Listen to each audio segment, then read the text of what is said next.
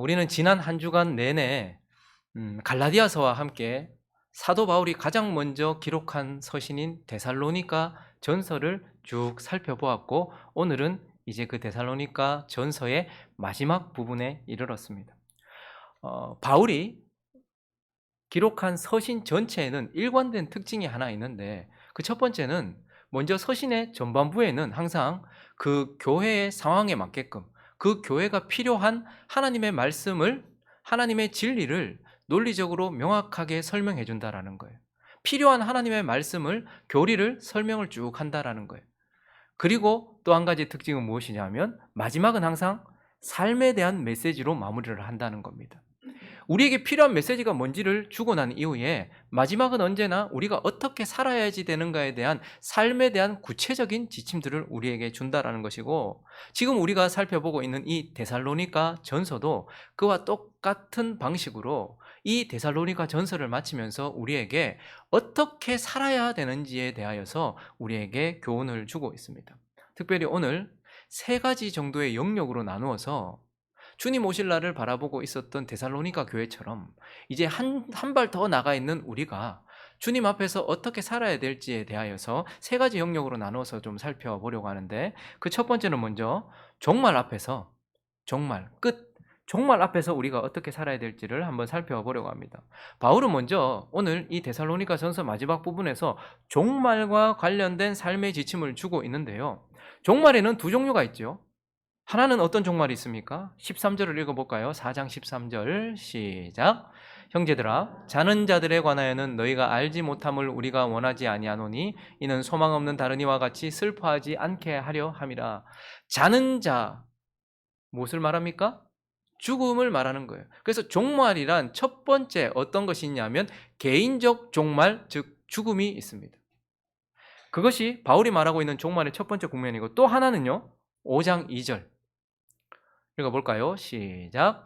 주의 날이 밤에 도둑같이 이를 줄을 너희 자신이 자세히 알기 때문이라. 또 하나의 종말이 있는데, 이것은 무슨 종말입니까? 역사적 종말. 그러니 예수 그리스도가 다시 오시는 재림. 우리는 두 가지 종말 앞에 서 있습니다. 하나는 주님이 오시기 전이라도 우리가 죽어서 개인적인 종말, 죽음을 앞두고 있을 수도 있고, 혹은 역사적인 종말, 예수 그리스도께서 오심으로써 이 역사 전체를 끝나는 종말 앞에 서 있기도 하다라는 것이죠. 그런데 먼저 첫 번째, 개인적 종말인 죽음과 관련된 우리에게 지침을 주고 있는데, 개인적 종말을 앞두고서 바울은 4장 13절을 통해서 다시 말씀을 보면 무슨 지침을 주고 있습니까? 읽습니다. 시작. 형제들아, 자는 자들에 관하여는 너희가 알지 못함을 우리가 원하지 아니하노니 이는 소망 없는 다른 이와 같이 슬퍼하지 않게 하려. 죽음 앞에서 슬퍼하지 말라라고 말해요. 근데 저건 그냥 슬퍼하지 말라는 것이 아니고 어떤 자들과 같이? 소망 없는 자들과 같이 슬퍼하지 말라는 거예요. 죽음을 슬퍼하지 말라는 의미가 아닙니다. 사랑하는 사람을 잃을 수도 있고, 사랑하는 사람과 떨어지는 어떤 누군가의 죽음을 보면서 슬퍼할 수 있죠. 그런데 지금 바울이 말하고 있는 것은 우리에게 개인적 종말인 죽음이 분명히 있을 것인데, 그러나 그 죽음을 놓고서 소망 없는 자, 예수 없는 자, 구원 없는 자들과 같이 소망 없이 슬퍼하는 것을 막고 있는 것이죠. 세상 사람들은 왜 죽음을 부정적으로 여기고 입에 담지 않으려고 하고 그 죽음을 두려워할까요? 세상 사람들에게 있어서 죽음의 첫 번째 의미는 무엇이죠? 중단이에요, 중단. 우리는 전부 다 뭔가를 하고 있습니다. 주부로서 일을 하고 있을 수도 있고, 직장인으로서 뭔가를 하고 있을 수도 있고, 내 꿈을 향해서 일을 하고 있을 수도 있죠. 그런데 죽음은 그게 갑작스럽게 중단되는 것을 의미하잖아요. 내가 지금 이거 뭔가 하려고 했어요. 계획을 다 세워놨는데, 그리고 나는 지금 손자를 돌보고 있을 수도 있고 자녀를 돌보고 있을 수도 있어요. 그래서 직장 생활을 하고 있을 수도 있어요. 그리고 지금 사업을 일으켜 놓은 것이 있을 수도 있어요. 그런데 주님 없는 사람들에게 있어서 죽음이란 강제 종료예요. 내가 했던 것을 중간에 멈춰야 되는 중단이라는 의미를 가지고 있기 때문에 세상 사람들은 죽음을 무서워하고 입에 담기도 싫어하고 부정적으로 생각을 해요. 그리고 또 하나, 죽음은요, 중단이기도 하지만 단절이에요, 단절. 내가 사랑하는 사람들, 누군가와의 단절, 그리고 내가 지금까지 살았던 이 세상과의 단절, 그걸 의미하기 때문에 세상 사람들은 죽음을 두려워하고 입에 담기도 싫어합니다. 그러나 무엇보다도 죽음이란 세상 사람들에게 있어서 소멸을 의미하거든요. 없어진다는 거예요. 나는 이제 사라진다라는 거예요. 저 사람은 사라진다라는 거예요. 그렇게 생각을 하고 있기 때문에 죽음에 대하여서 소망 없는 자들은 매우 두려워하면서 극하게 슬퍼하고 있습니다. 그런데 바울은 우리에게 죽음이란 그런 것이 아니다라고 말해요. 죽음은 뭐라고 표현하고 있습니까? 오늘 본문에 보니까 형제들아 뭐에 관하여는? 죽음에 관하여 이렇게 말하지 않고 뭐에 관하여? 자는 자들에 관하여 이렇게 잠으로 표현하고 있어요. 왜 바울을 통해서 하나님은 죽음을 잠이라고 표현할까요? 그러면 잠을 잔다. 그러면 오늘 저녁에도 여러분들은 잠을 주무시겠죠? 어제 저녁에도 잠을 주무시고 이곳에 왔죠? 우리에게는 하루하루가 있습니다. 그리고 그래서 잠이라는 것은 우리가 오늘 잔다라는 것은 무엇을 의미하는가 하면 내게 오늘 주어졌던 일을 마친 것의 보상이에요. 그걸 완료했다라고 보기는 어려울 수도 있겠지만 그러나 오늘 내가 해야 될 일을 했기 때문에 그러한 일을 마친 자, 낮을 지난 자에게 주시는 보상이라는 말입니다. 그래서 죽음을 잠이라고 표현하는 이유는 하나님이 우리에게 주신 사명들이 있을 것입니다. 뭘 하라는 일들이 있었을 거예요. 그런데 잠이라고 표현하는 이유는 그것을 하나님께서 주신 것을 다 하지 못하고 그냥 강제 종료된 것이 아니고 우리는 그 일을 다 마쳤기 때문에 하나님께서 그것을 승인해 주셔서 우리에게 주시는 보상이라고 말하고 있는 거예요. 우리가 볼 때는 저 사람 아직까지 일이 남은 것 같은데 왜 저렇게 빨리 가노 할지 모르겠지만 그 사람을 향해서 하나님이 가지고 있었던 모든 일들을 하나님께서 마쳤기 때문에 하나님이 그 사람을 잠자게 하셨다라고 말하고 있는 것입니다. 그러므로 죽음 앞에서 예수가 있는 자들은 원통할 게 없어요. 하나님이 내게 계획하고 계셨던 일이 있을 것 아닙니까? 그리고 나는 그 계획 속에서 내 삶을 살았어요. 그리고 내가 죽는다라고 한다면 그 일을 갑자기 강제 종료하게 된 것이 아니고 그 일을 하나님께서 내게 주신 일을 내가 다 마쳤다라는 것을 의미하는 것이고 그래서 하나님께서 우리에게 뭘 주신다는 거예요? 죽음이라는 잠을 주시는 거예요. 그래서 우리가 오늘 저녁에도 잠을 잘 때에 오늘 내가 해야 될 일을 마친 것에 대한 보상으로서 하나님께서 주신다는 것을 기억하는 것처럼 죽음이란 결국 내게 주어진 내 몫의 사명들과 내가 해야 할 일을 하나님께서 나를 통해 다 하셨다라는 신호구나 생각하면서 잠을 자는 것이죠. 그리고 또 하나 잠이라는 것은요. 세상 사람들은 단절이라고 생각하죠. 그러나 우리는 연결이라고 성경은 말하고 있습니다. 세상 사람들은 죽음을 통해서 사랑하던 사람들, 주변에 있던 사람들과 단절이 되고 그리고 이 땅과의 단절이 된다라고 얘기하면서 그 단절만 봐요. 그렇지만 오늘 본문 14절을 보시면 죽은 사람들에 대해서 이렇게 말하고 있습니다. 우리가 예수께서 죽으셨다가 다시 살아나심을 믿어진데 이와 같이 예수 안에서 자는 자들, 그 예수 안에서 지금 재림 전에 죽은 자들이 있을 것 아닙니까? 그 자는 자들도 어떻게 한대요? 그와 함께 데리고 오시겠다는 말은 지금 그들이 누구하고 있다는 겁니까? 그들의 영혼은 누구하고 있다는 거예요? 하나님 나라에 하나님하고 함께 있다라는 거예요. 여러분 잠을 잘 때 보시면 우리 몸은 부동 그냥 여기 있는 것 같아요. 그리고 움직이지 않는 것 같아요. 그렇지만 우리의 영혼은 어떻습니까? 꿈도 꾸기도 하고 살아있잖아요.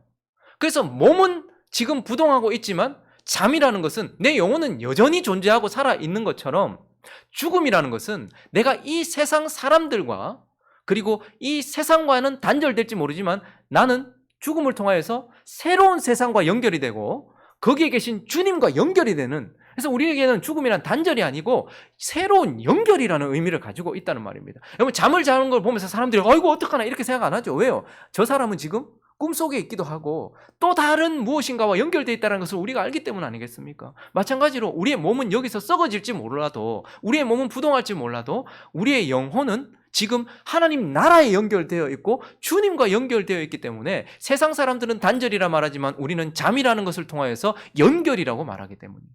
그리고요 세상 사람들은 죽음을 소멸이라고 말하지만 하나님은 우리에게 죽음을 잠이라고 표현하면서 잠은 여러분 잠을 자시면 어떻게 돼요? 주무시면 내일 아침에 깨는 거예요. 깨면 무엇이 시작됩니까? 새로운 하루가 시작돼요. 어제와 다른 새로운 시작을 하는 거예요. 그래서 오늘 본문 말씀 16절을 보시면 소리를 강조하고 있어요. 주께서 호령과 천사장의 소리, 하나님의 나팔 소리, 친히 하늘로부터 강림하시니 그리스도 안에서 죽은 자들이 먼저 어떻게 된대요? 잠이라고 표현하는 것은 일어나고 그 다음 절도 읽어볼까요? 그 후에 우리 살아남은 자들도 그들과 함께 구름 속으로 끌어올려 공중에서 주를 영접하리니 그리하여 우리가 항상 주와 함께 있으리라. 왜 죽음을 잠이라고 표현하냐면 잠을 자는 사람은 그 아침에 알람 소리를 듣고 닭 소리를 듣고 아침에 깨잖아요. 깨면 그 소리 때문에 깨면 새로운 하루를 시작하고 새로운 삶을 시작하는 거예요. 죽음도 마찬가지라고 얘기합니다. 주님 안에서 죽은 자는 이 종결이 아니고 종료가 아니고 하나님께서 주신 사명들을 다 감당했다라는 신호로서 보상을 받고서 하나님 나라에서 지금 주님과 함께 그 영혼이 있다가 하나님께서 호령과 나팔 소리, 마치 알람 소리처럼 천사장과 함께 나팔 소리가 울릴 때에 마치 자는 사람이 깨는 것처럼 몸의 부활을 통하여서 새로운 삶을 시작할 거라는 거예요. 그런데 주님 오실 때까지 살아있는 사람은 어떻게 되는 거예요? 죽음을 보지 않고 호련히 변화되어서 부활한 몸으로 새로운 삶을 시작한다라는 거예요. 그래서 주님은 우리에게 죽음이란 종료가 아니고 강제 종료가 아니고 하나님께서 내게 주신 사명을 다 감당했다라는 하나님의 신호로서 주시는 보상이고, 그래서 지금 죽은 자들은 주님 나라에서 주님 품에 안겨 있다가 마지막 재림의 나팔 소리가 불면 자는 사람들이 깨는 것처럼 몸의 부활을 입어서 새로운 삶을 시작하게 될 것이다 라는 것을 우리에게 말함으로써 오늘 4장 18절은 이렇게 말씀하고 있습니다. 시작. 그러므로 이러한 말로 서로 위로하라. 아니 주님 재림하시기 전에 죽은 사람들 어떻게 되죠? 걱정했거든요. 믿음이 연약한 데살로니가 성도들이 이거 지금 주님 재림하신다 했는데 재림 전에 죽은 사람은 어떻게 되죠? 주님께서 지금 데리고 계시고 마지막 때 오셔서 부활시킬 거다. 그럼 그때 주님 오시면 우리는 어떻게 돼? 우리는 호련히 부활할 거다. 그렇게 얘기하면서 이런 말로 죽음에 대하여서 슬퍼하지 말라 말씀하시지 않고 소망 없는 자들처럼 슬퍼하지 말고 이러한 말로 서로 위로하라고 말하면서 죽음 앞에서 당당하게 살아가라라고 말씀하고 있습니다. 그리고 또 하나의 종말이 있는데 그것은 뭐죠? 역사적 종말. 우리가 살아있다 할지라도 주님이 그냥 끝내시는 역사적 종말, 개인적 종말 말고 역사적 종말이 있고, 그러한 종말 앞에서 우리는 5장 6절 이렇게 살래요. 읽어볼까요? 시작. 그러므로 우리는 다른 이들과 같이 자지 말고 오직 깨어 정신을 차리자. 우리에게는 개인적 종말도 있지만 역사적 주님이 재림하실 날이 있다. 그러므로 우리는 잠자지 말고 깨어서 정신을 차리고 살아라 이렇게 말씀하시면서 종말 앞에서 우리는 깨어 준비하는 삶을 살라고 구체적인 지침을 주고 있습니다. 그러면 재림이 문제되는 이유가 무엇이죠? 재림이 우리에게 문제가 되는 이유는 5장 2절입니다. 재림이 이렇게 주어지기 때문인데 읽어볼까요? 시작. 주의 날이 밤에 도둑같이 이를 줄을 너희 자신이 자세히 알기 때문에. 재림이 우리에게 좀 문제가 되는 것은 2023년 12월 21일 날 내가 갈 거야 뭐 이런 식으로 구체적으로 날짜를 정해주지 않는다라는 것이 문제예요. 그래서 밤이라는 것은 모두가 잠들어 있고 인식하지 못하는 시간. 근데 도둑은 몰래 오는 거잖아요. 그러니까 재림이 문제가 되는 것은 갑자기 임한다라는 거예요. 세상 사람들에게 재림이 문제가 되는 것은 갑자기 밤에 도둑같이 임한다는 게 문제다라는 것이죠. 그런데 예수를 믿는 우리에게는 꼭 그렇지만은 않다라고 말해요. 그 재림을 그 다음 절 3절은 우리에게는 이렇게 다가온다라고 말하고 있는데 3절을 읽어볼까요? 시작. 그들이 평안하다, 안전하다 할 그때에 임신한 여자에게 해산의 고통이 이름과 같이 멸망이 갑자기 그에게. 자, 임신한 여자가 출산하는 것도 갑자기 임하는 것이긴 하지만 그러나 밤에 도둑처럼 임하지 않고 우리에게는 출산해야 할 여인이 출산하는 것과 같이 우리에게 다가온다라는 것. 우리는 정확한 출산 날짜를 몰라요. 그죠? 의학이 발달해서 예정일을 다 받아들이긴 하지만 저는 애들 3명 다 예정일날 태어난 애들이 한 명도 없어요. 하나는 너무 빨리 나왔고요. 하나는 너무 늦게 나왔고요. 하나는 또 적당하게 나오긴 했지만 그날 나오지는 않았습니다. 그러나 어쨌든 명확하지 않은 불확실성이 있는 건 사실이에요. 여인의 출산은 언제 나올지 모르겠어요. 그렇지만 또 한 가지 확실하게 그 즈음에 나오잖아요. 출산이라는 것이 명확하게 확실하게 그날이라는 건 알 수 없지만 불확실성을 가지고 있지만 그러나 반드시 갑자기 통증이 오기 시작하고 10분씩 오던 그 진통이 5분으로 줄어들고 2분으로 줄어들면 그 어느 지점엔 반드시 온다라는 거죠. 그렇기 때문에 주의 날도 우리에게는 출산을 앞두고 있는 여인과 같이 전혀 예상치 못한 상황 가운데 오지 않는다라고 말씀하시고 무엇보다도 재림은 우리에게 밤에 도둑같이 임하지 못한다라고 우리에게 말씀하고 있어요. 5장 4절을 읽어볼까요? 읽어주십시오. 시작.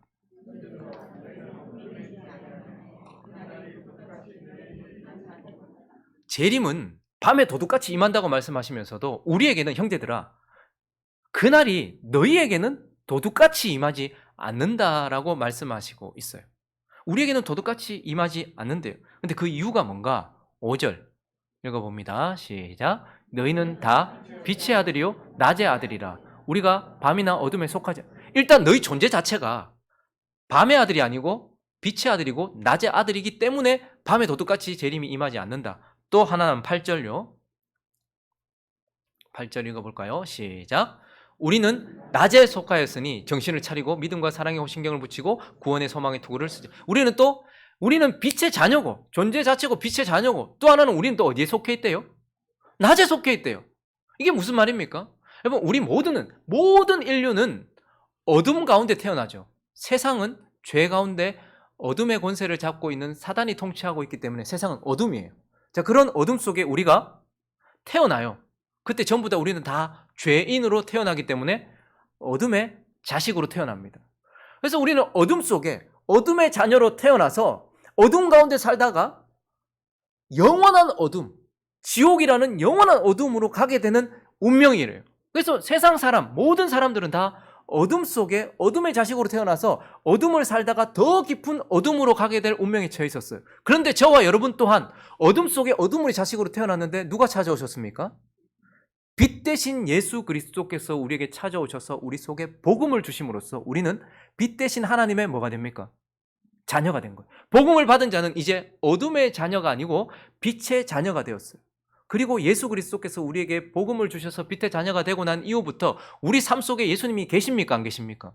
늘 계십니다. 그러므로 우리는 마치 어둠을 지나 예수가 우리에게 찾아오심으로 인하여서 새벽을 만났고 아침을 만난 인생이 되었단 말입니다. 그러므로 우리는 빛의 자녀가 되었고 예수 그리스도께서 우리와 함께 하심으로써 우리는 빛 속을 걸어가고 있어요. 그러다가 주님이 다시 오시는 그날 우리는 지금 아침빛 가운데 있지만 주님이 다시 오시는 그날은 정오의 가장 빛나는 빛같이 주님이 재림하실 그날을 향해서 우리는 달려가고 있어요. 그러니까 바울을 통해서 하나님은 너희는 어둠 속에 어둠의 자식으로 태어났지만 그러나 예수 그리스도를 만남으로써 빛의 자녀가 되었고 예수 그리스도가 하나님이 너와 함께 하심으로 인하여서 너희는 아침을 걸어가고 있고 주님이 다시 오실 그 가장 환한 빛나는 그 정오의 빛 같은 그곳으로 달려가고 있는 빛의 자녀요 빛 가운데 있으니까 어둠의 자녀들은 어둠 속에서 자고 어둠 속에서 술 취하지만 우리는 빛에 있으니까 빛 가운데서 정신을 차리고 깨어서 살라. 그래서 8절을 보시니까 우리는 낮에 속하였으니 어떻게 해요? 정신을 차리고. 밤에 속한 자들은 다 자지 뭐 어떡하겠어. 밤에 술 마시고 다 그렇게 살겠지. 그러나 우리는 존재 자체가 예수 그리스도로 인해서 빛의 자녀가 되었고 그리고 예수 그리스도가 늘 우리와 함께 계심으로써 아침을 맞이한 인생, 빛 가운데 있는 인생, 그리고 가장 빛나는 정오를 향해 가는 인생이기 때문에 정신을 차리고 빛 가운데서 빛의 자녀답게 살아라 라고 말씀하시면서 마지막 주님이 오시면요 어둠의 자녀와 저와 여러분과 같이 빛의 자녀가 확연히 구별되겠지만 그날이 오기 전부터 벌써 구별된 삶을 살라라는 거예요. 그날이 오면 빛의 자녀와 어둠의 자녀가 확연히 구별되겠지만 그러나 그날을 앞두고 있는 우리의 삶을 통하여서 빛의 자녀답게 이미 구별된 삶을 살고 어둠의 자녀들은 어둠 속에서 지금 술 취하고 죄 가운데 빠져서 살고 있는데 우리는 이제 빛의 자녀가 되었으니 이미 그날이 오기 전부터 빛의 자녀로서 구별된 삶을 살고 있어라. 정신을 차리고 살아라 라고 우리에게 말씀하시면서 종말, 개인적 종말 앞에서 소망 없이 슬퍼하는 자들처럼 슬퍼하지 말고 당당하게 살아가며 주님 오실 그날을 앞두고 있는 역사적 종말 앞에서도 빛의 자녀답게 정신을 차리고 살아라 라고 먼저 종말 앞에서 우리에게 주시는 말씀을 주고 계십니다. 그리고 이제 바울은 5장을 넘어가면서 또 두 번째 국면을 우리에게 얘기하시는데 두 번째는 사람 앞에서 이제 어떻게 살아야 되는지에 대한 구체적인 지침을 주고 있어요. 바울은요 사람과 관련된 지침을 주고 있는데 사람 앞에서 종말 앞에서는 이렇게 살라. 그리고 또 하나 중요한 거예요. 사람 앞에서는 이렇게 살라라고 말씀하시면서 15절 읽어주시겠습니까? 시작.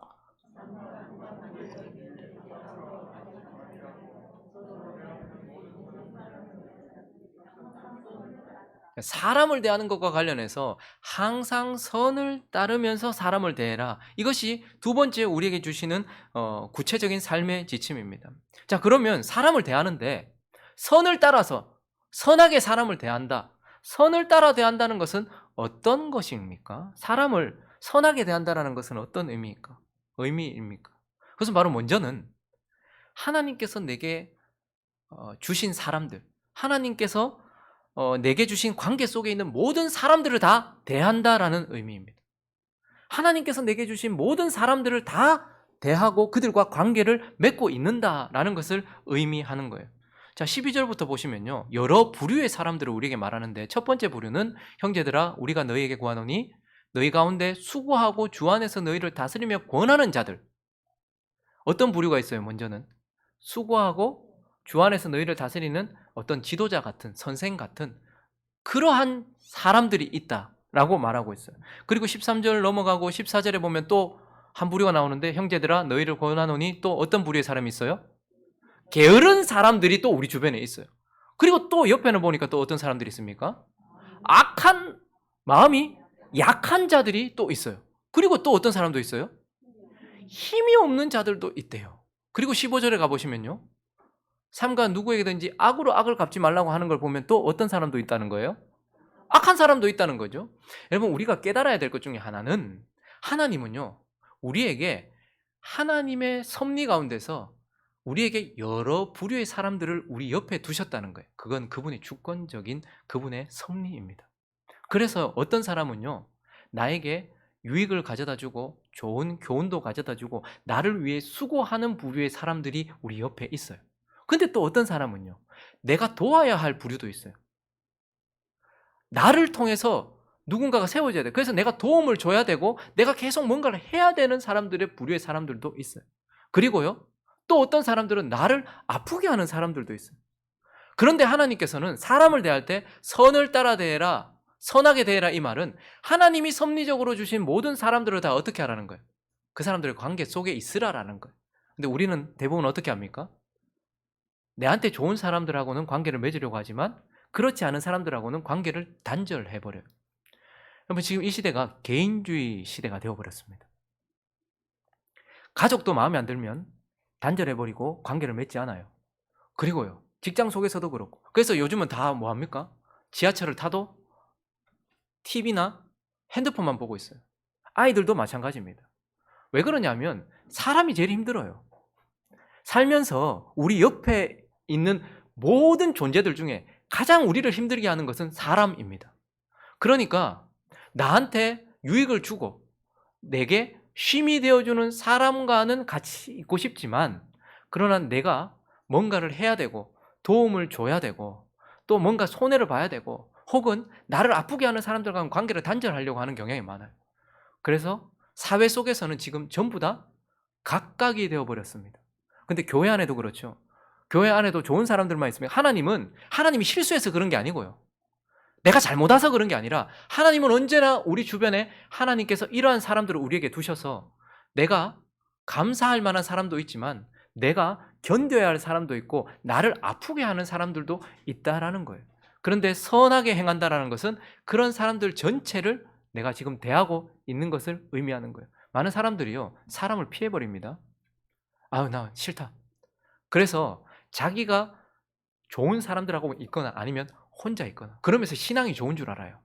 정말 신앙 좋은 사람은 사람들 속에 있고 하나님은 신앙을 거기서 다듬어 가시거든요. 근데 많은 사람들이 이제 속 시끄럽거든요. 그러니까 어떻게 합니까? 우리 교회만 그런 게 아니고 우리 교회는 근데 구역 모임의 참석률이 매우 높습니다. 거의 주일 예배 참석하신 분들이 구역 모임 거의 참석하시죠. 근데 구역 모임 가면 뭐 개인적인 이야기도 하고 또 뭐 주중에 뭐 만나려고도 하고 뭐 그러니까 그게 싫은 거예요, 그냥.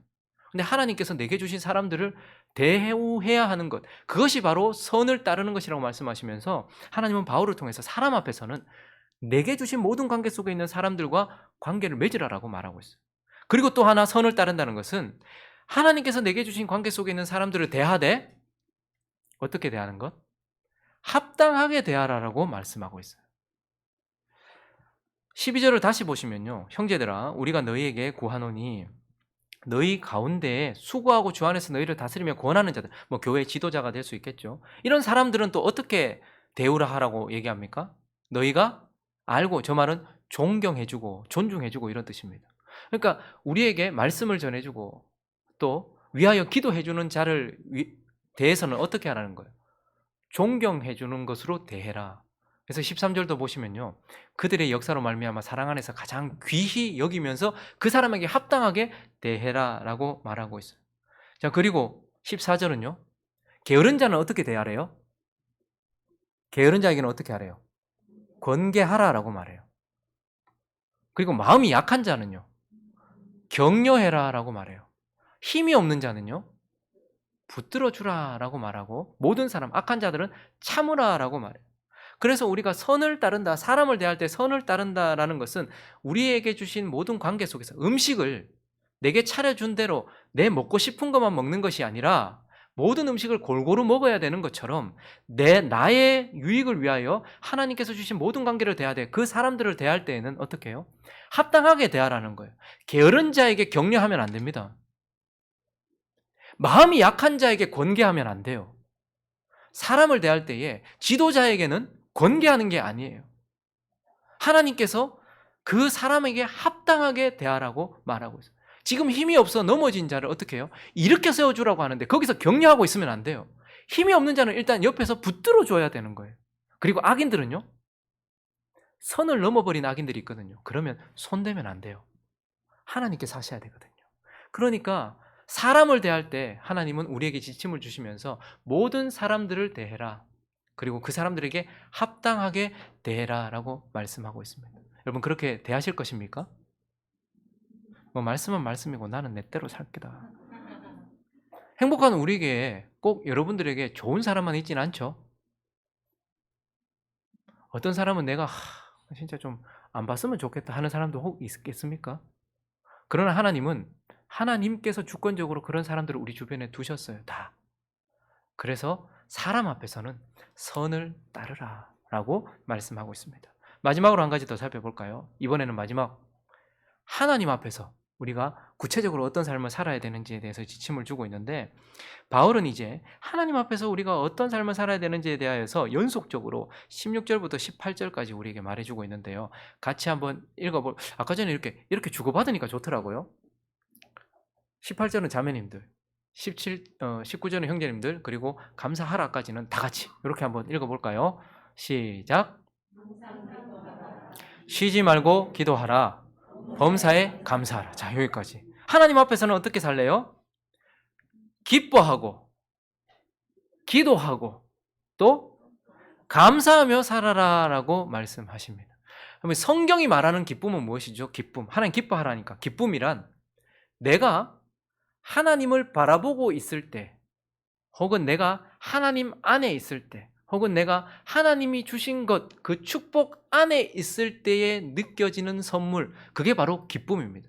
그래서 바울은요, 감옥 안에 있으면서도 기뻐할 수 있었어요. 죽음 앞에 있으면서도 기뻐할 수 있었어요. 왜냐하면 바울이 지금도 주를 바라보고 있었고 주님 안에 있었고 주님 주신 축복과 그분의 임재 안에 있었기 때문에 기뻐할 수 있었어요. 그래서 기쁨이란 내가 믿음으로, 우리의 육신의 눈으로는 절대 주님을 못 봅니다. 믿음으로 주를 바라보고 믿음으로 주 안에 있음으로써 누리는 선물, 그것이 기쁨입니다. 그러면 기도는요? 기도는 나와 하나님과의 소통이면서 특별히 하나님의 뜻을 바라고 하나님의 뜻을 구하는 것, 그게 기도입니다. 여러분, 세상 사람도 기도하고 세상에 있는 모든 사람들이 다 기도해요. 다 자기가 원하는 것을 바라고 자기의 뜻을 구하고 있는 상태예요. 그렇기 때문에 이런 의미로 보면 모든 사람들이 다 기도하고 있어요. 그런데 하나님께서 우리에게 기도하라고 하는 기도는 우리가 하나님과의 관계 속에서 하나님의 뜻을 바라고 하나님의 뜻을 구하고 있는 것을 기도다라고 말하고 있는 거죠. 그런 상태가 기도예요. 그래서 우리는 기도하면 무릎 꿇고 막 24시간 앉아가지고 손 모으고 있고 눈 감고 이걸 기도라고 하는 게 아니고, 그것도 기도죠. 그런데 기도라는 것은 내가 하나님의 뜻을 바라고 구하고 있는 상태, 그게 바로 기도인 것입니다. 그리고 감사란 무엇이죠? 감사는 하나님의 주권을 인정함으로써 하나님이 내게 주신 모든 것에 대하여 하나님을 높이는 것, 그게 감사입니다. 내가 숨을 쉬는 것 감사. 왜요? 하나님이 나를 숨쉬게 하시니까. 나를 구원하신 것 감사. 그분이 내게 구원을 주셨으니까. 내게 고난 주셔서 주뜻 알게 하신 것 또한 뭐? 감사. 이렇게 감사하는 것은 모든 일 배후에 하나님이 계신다. 그러므로 우연히 일어나는 일은 하나도 없고 하나님의 주권 속에서 모든 일이 일어난다는 것을 인정하였기 때문에 하나님이 내게 주신 모든 결과에 대해서 하나님을 높이는 것, 그걸 감사라고 하고, 하나님은 이제 하나님과의 관계 속에서 우리에게 어떻게 살라는 거죠? 기뻐하고 기도하고 감사하며 살라라고 말해요. 자, 그런데 오늘 이 데살로니가 전서 5장에 나오는 이 삶의 지침이 우리를 당황스럽게 만들고 불가능하다 싶을 정도로 당혹스럽게 만드는 이유는 이 모든 지침들 앞에 붙어있는 부사들 때문이에요. 하나님께서 그냥 말씀하신 게 아니죠. 다시 한번 볼까요? 16절을 보시면 어떻게 기뻐하래요? 항상 기뻐하래요. 그리고요, 쉬지 말고 기도하래요. 그리고요, 범사에 감사. 한 번쯤 그리고 한 주쯤 기뻐할 수는 있을 것 같아요. 그리고 몇 번 기도할 수는 있을 것 같아요. 그리고 웬만하면 감사할 수 있을 것 같아요. 그런데 항상 기뻐해라. 쉬지 말고 기도해라. 범사에 감사해라. 라는 앞에 붙어있는 이 부사는 우리로 질식하게 만들어요. 그러면 하나님께서 불가능한 일을 우리에게 주신 것입니까? 그래서 이어지는 본문을 통해서 하나님은 하나님 앞에서의 구체적으로 주신 지침들을 지킬 수 있도록 하기 위하여서 말씀을 이어가고 있는데, 우리가 항상 기뻐할 수 있도록 하나님께서 19절을 명령하십니다. 읽습니다. 시작. 성령을 소멸하지 말고. 성령은 우리 속에 계시는 하나님이십니다. 성령은 우리가 주를 바라보게 하시는 하나님이십니다. 성령은 우리가 주 안에 있게 하시는 하나님이십니다. 성령은 우리가 늘 하나님과 연결되어 있을 수 있도록 하시는 하나님이십니다. 그래서 항상 기뻐하기 위해서 어떻게 하라는 거예요? 너희 속에 계신 성령을 소멸치 말라는 거예요. 그분을 나쁘게 하지 말고 그분의 뜻을 꺾지 말고. 그래서 여러분, 오늘도 보면 주일날 보면 이렇게 눈을 감고 계시는 분들이 있어요. 왜 그럴까 생각해 보면 어젯밤에, 그러니까 지금 피곤하니까 눈을 감고 계시겠죠? 혹은 영적으로 병들어서 그럴 수도 있습니다. 그런데 주일을 잘 보내기 위해서는 토요일 저녁부터, 그래서 원래 안식일도 저녁부터 그 다음 저녁까지잖아요. 안식일을 잘 지키기 위해서는 그 전날부터 어떻게 하는 거예요? 안식일에 돌입하는 거예요. 그래서 저녁을 잘 보내고 밤을 잘 보내고 아침에 일어나서 예배를 드리는 거죠. 자, 그런데 그러려고 하면 하나님께서는 분명히 주일을 앞두고 있는 우리에게 성령을 통하여서 쓸데없이 시간을 보내거나 내 일에 방해되는 일을 하지 말라고 하셨을 거예요. 그리고 성령을 통해서 우리 속에, 야 아들아, 밤에는 자라고 내가 어둠을 줬대이 라고 분명히 말씀하실 거예요. 그리고 성령은 우리가 우리 몸을 잘 관리할 수 있도록 음식을 절제할 것에 대하여 우리에게 끊임없이 말씀하실 거예요. 우리가 성령의 소리가 세미해서 그렇지, 젠틀 위스퍼라서 그렇지 그분이 말씀하지 않는 건 아니거든요. 우리가 구원받은 자라면 우리 속에 다 성령이 계신단 말이에요. 그리고 성령은 우리에게 세미하고 젠틀하게 우리에게 말씀하세요. 그런데 우리가 그것을 계속해서 무시하는 거예요. 그러다 보니 하나님이 성령은 계속 내가 주님을 바라볼 수 있도록 해요. 그래서 성령 안에서 성경을 볼 때에 우리는 진리를 볼 수 있습니다. 그래서 성령 안에 있을 때에 우리 삶 속에서 하나님이 드러나고 내가 주 안에 있다는 것을 깨닫게 되거든요. 근데 그 성령을 계속해서 소멸해버려요. 사람도 내가 이렇게 얘기하는데 자꾸 안 들어요. 말도 안 들어요. 무시해요. 그러면 다시 말하고 싶습니까? 성령이 더 이상 음성을 바라지 않는 것처럼 느껴질 거예요. 성령의 역사가 낮아질 거예요. 여러분, 우리는 영으로 살 거냐 육으로 살 거냐의 싸움이거든요. 그런데 희한하게도 몸도 보십시오. 내가 오늘 보약 먹었다고 오늘 이미 불끝 납니까? 내가 오늘 보약 먹었다고 오늘 이미 불끝 납니까? 내가 오늘 하루 종일 지금까지 살면서 내 몸을 어떻게 관리했느냐가 오늘 드러나는 거예요. 근데 내가 영적으로 어떻게 살아왔느냐가 오늘 내게 결과란 말입니다. 그런데 늘 성령을 소멸하고 영적으로 살자고 늘 육을 따라 사는데 오늘 내가 어떻게 영을 이깁니까? 내가 어떻게 육을 이깁니까? 아침에 일어나려고 하는 일찍 일어나려고 하는 거룩한 소망도, 그리고 새벽마다 말씀을 봐야 되겠다라는 그런 거룩한 소망도 내게 있지만 육신이 약해서 못하는 거예요. 그러면 어떻게 해요? 아유, 마음은 원해도 육신이 약하니까 어쩔 수 없다. 이렇게 말씀하시는 게 아니고 하나님은 그 말씀 주신 이유는 마음은 원인데 육신이 약하니까 어떻게 하라는 거예요? 마음이 강하게 만들어져야 된다는 거예요. 육신을 이길 수 있도록 해야 된다는 거예요. 그래서 우리가 항상 기뻐하기 위해서는 우리 속에 성령이 계셔야 되고 성령을 소멸하지 말라는 거예요. 오늘 우리가 하루를 살면서도 하나님이 기뻐하시는 그 성령을 따라서 살 때 성령이 우리 안에서 계속해서 역사하셔서 주도 보게 하시고 진리도 보게 하시고 우리가 주님 안에도 있게 하시고 축복도 누릴 수 있도록 하신다는 말이죠. 그러므로 항상 기뻐하기 위해서는 성령으로 충만해야 되고, 그러기 때문에 성령을 여기서 소멸한다는 것은 성령이 사라지지 않습니다. 구약시대처럼 성령이 떠나거나 우리 없어지지 않아요. 근데 뭐죠? 그분이 우리 속에서 강하게 역사하지 않는다라는 말입니다. 그리고 우리는 성령의 강하게 역사함을 받지 못한다라는 의미예요. 그러므로 우리가 항상 기뻐하기 위해서는 성령을 소멸하지 말라라고 말하고 있어요. 그리고 또 하나, 쉬지 않고 기도하기 위해서 하나님께서 우리에게 주신 지침은 20절입니다. 시작. 예언을 멸시하지 말고. 예언이란, 성경에서 말하는 예언이란 하나님의 말씀을 말해요. 우리에게 주시는 권면, 위로, 책망, 바르게 함, 이런 것들. 그래서 예언이란 하나님의 말씀을 말해요. 그래서 우리는 이걸 받았죠. 예언의 말씀을 받았고, 이 말씀을 쉽게 풀어서 엄마가 센 것을 음식을 만들어서 자녀에게 주듯이 이 말씀을 주시고 이것을 가지고서 어떻게 하는 거예요? 설교를 통해서도 또 주시잖아요. 어쨌든 예언의 말씀을 멸시하지 말래요. 예언은 결국 하나님의 말씀으로서 하나님의 뜻이거든요. 기도는 뭐죠? 하나님의 뜻을 바라고 구하는 거잖아요. 그렇기 때문에 쉬지 않고 기도하기 위해서는 하나님의 예언의 말씀, 하나님의 말씀이 늘 내 안에 있도록, 늘 내 안에 있도록. 성소에 우리가 모습을 봤을 때 거기에 등잔대에 불이 항상 밝혀져 있잖아요. 그리고 떡상 위에 뭐가 있습니까? 떡이 12지파에게 주어진다는 의미의 떡이 거기에 있어요. 그런 것처럼 우리가 항상 기뻐하고 쉬지 말고 기도하기 위해서는 그분의 말씀이 늘 내 안에 있어야 되는 거예요. 그렇기 때문에 예언을 멸시하지 말아라. 그 말씀이 늘 우리 안에 머물도록, 그래서 그 말씀을 잊어버리거나 버리지 말도록 그렇게 하고 계시는 거예요. 그리고 마지막으로 범사에 감사할 수 있도록 또 주신 지침이 무엇이죠? 21절과 22절입니다. 시작. 범사에 헤아려 좋은 것을 취하고 악은 어떤 모양이라도 버리라. 우리가 어떻게 범사에 감사할 수 있는가? 21절에 보니까 헤아리래요. 분별하라라는 거예요. 모든 것을 하나님 주권 안에 있습니다. 그래서 그분이 우리에게 뭔가를 주시죠. 그렇지만 그분이 우리에게 동시에 뭐라고 말씀하시냐면 무엇인가 앞에 있을 때 분별해보라는 거예요. 무엇이 옳은 것인지 그른 것인지, 무엇이 좋은 것인지 나쁜 것인지 분별하여 취하고 선택을 하고, 그리고 악은요 어떻게 해요? 모양이라도 버림으로써 하나님이 주신 모든 것에 감사하기 위하여서 우리는 분별하여 취하고 악은 버림으로써 하나님이 내 삶에 주신 모든 것들에 다 감사할 수 있도록 되어진다라고 우리에게 말씀하면서, 하나님 앞에서는 어떻게 살라고요? 항상 기뻐하고, 근데 그 전에 성령을 소멸하지 않음으로써 항상 기뻐하고, 또요 예언을 멸시하지 않음으로써 쉬지 않고 기도하고, 범사에 헤아려 좋은 것을 취하고 악은 버림으로써 범사에 감사해라 라고 말씀하고 있는 것입니다. 말씀을 정리하겠습니다.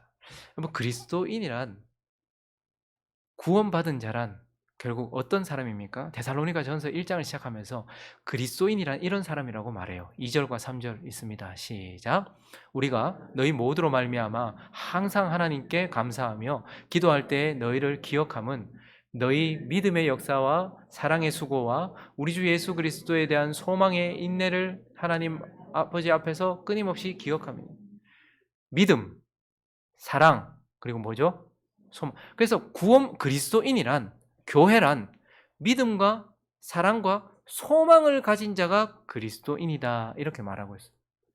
그러나 한 걸음 더 나아가면 그리스도인이란 그 믿음과 소망과 사랑으로 삶을 살아가는 자가 그리스도인이에요. 그냥 소유하고 있는 것, 그걸 아는 자가 아니고 믿음, 소망, 사랑을 가지고 있으면서 믿음, 소망, 사랑으로 사는 자가 그리스도인이에요. 그래서 믿음으로 하나님 앞에서 사는 거예요. 하나님 앞에서 항상 기뻐하고 쉬지 말고 기도하고 범사에 감사하는 믿음의 삶을 사는 거예요. 그리고 사람 앞에서는요, 사랑하며 사는 거예요. 그리고 종말 앞에서는요, 소망으로 사는 거예요. 그래서 그리스도인이란 믿음으로 살고 하나님 앞에서, 사람 앞에서 사랑으로 살고, 그리고 종말 앞에서 소망으로 사는 사람이 그리스도인인 거예요. 오늘 말씀을 마치면서 그리스도인이란 그것을 가지고서 그것으로 살되 구체적 지침을 따라서 구체적인 삶으로 드러나는 사람이 그리스도인이라는 거예요. 그래서 믿음으로, 나는 믿음으로 하나님 앞에서 산다. 그런데 항상 기뻐하는 모습이 있는가? 구체적으로 쉬지 않고 기도하는 모습이 있는가? 범사에 감사하는 모습이 있는가? 성령을 소멸치 않고 예언을 멸시치 않고 항상 헤아려 그런 구체적인 삶이 있는 사람이 그리스도인이고, 사람 앞에서도 선을 따라서 나는 이 사람 싫어. 아니 나는 나 혼자 있을 거야. 그게 아니라 하나님께 주신 모든 사람들을 대하면서 그 사람에게 합당하게 살아가고 있는 삶이, 사랑으로 사는 구체적인 삶이 있고, 그리고 종말 앞에서도 나의 개인적 죽음이, 우리는 다 언젠간 죽어요. 그런데도 당당하게 살아가며 주님 언젠간 분명히 오세요. 그럼에도 소망 가운데 살아가는 구체적인 끼어 사는 삶이 있는 사람을 그리스도인이라 한다는 것을 기억하면서, 데살로니가 교회, 가장 어린 교회라고 할 수 있는 그 교회를 향하여서 너에게는 믿음, 소망, 사랑이 있다. 그러니 그것을 가지고 살되 구체적으로 살아라라는 이 말씀을 우리에게도 적용시키면서 우리 또한 구체적인 삶으로 드러나고 살아가는 저와 여러분 되시기를 예수 그리스도 이름으로 축원합니다.